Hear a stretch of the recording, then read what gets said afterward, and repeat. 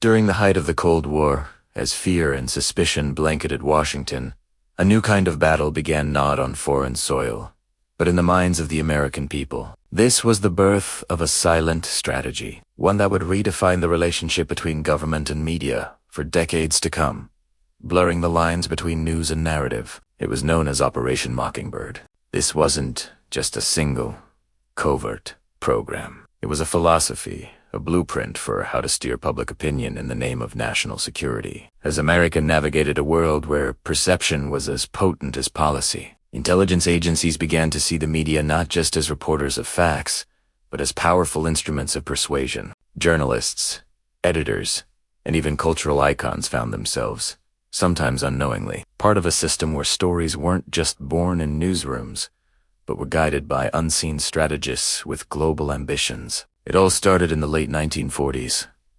The world was split by ideology, and information itself had become a weapon. Intelligence agencies realized a fundamental truth. Whoever controls the narrative controls the direction of society. Newspapers, radio, and the brand new medium of television became the arenas for this new kind of influence. Some journalists were directly recruited.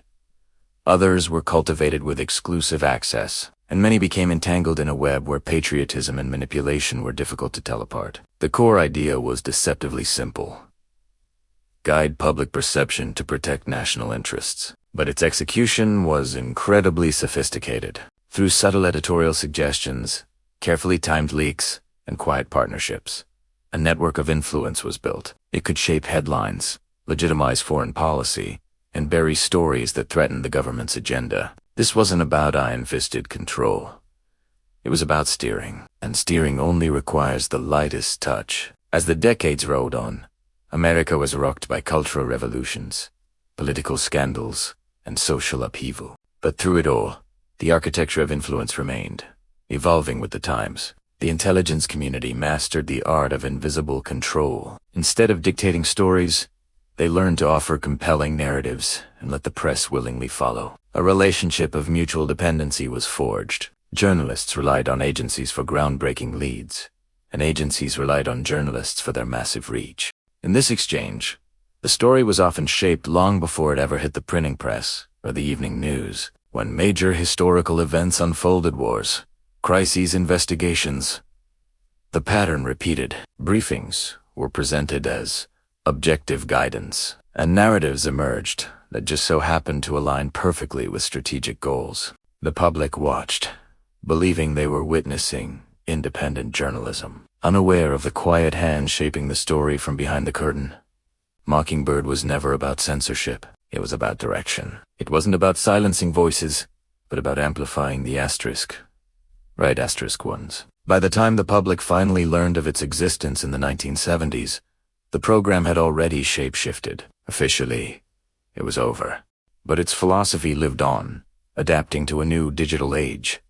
As technology advanced, so did the methods of influence. The rise of 24-hour cable news, talk radio, and eventually the internet created a fire hose of new channels for shaping narratives. Direct relationships with journalists were no longer always necessary. Now, all it took was perfect timing, an understanding of public sentiment, and the power of data. Algorithms began to do the work editors once did, amplifying certain ideas while burying others. Social media supercharged the entire process, turning whispers into hurricanes of opinion in a matter of hours. The playbook didn't disappear, it evolved. Today, influence doesn't require secret meetings in smoky rooms. It thrives on strategic information placement, well-timed leaks, and narratives that tap into our existing fears and frustrations.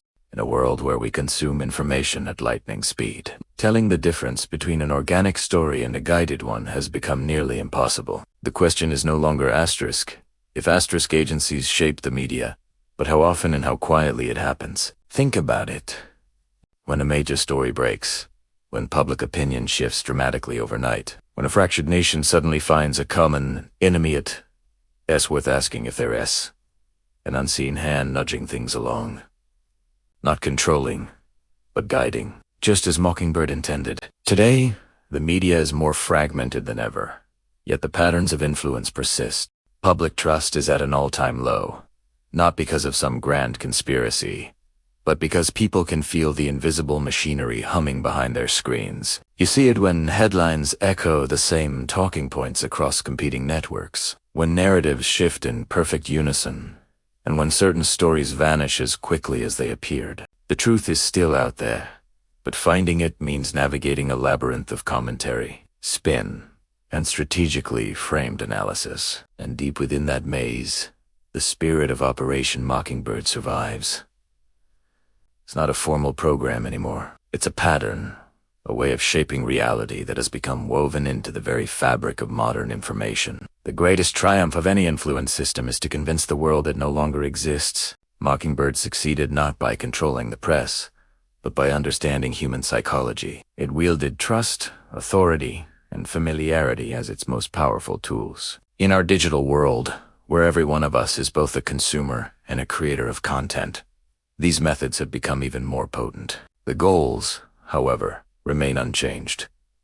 Guide perception, maintain stability, and write the national story. So, the next time you turn on the news or scroll through your feed, remember that every story has a history, and that history includes decades of quiet engineering and strategic framing. Operation Mockingbird may be a relic of the past, but the idea that power shapes perception is more relevant than ever. This isn't about force.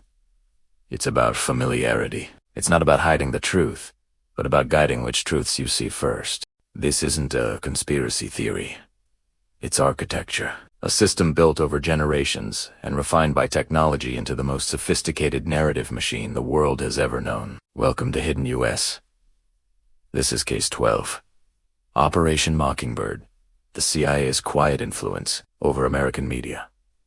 Thanks for joining us on this deep dive. If you found this exploration enlightening, make sure to hit that like button, subscribe to our channel, and ring the bell so you don't miss our next case. See you next time.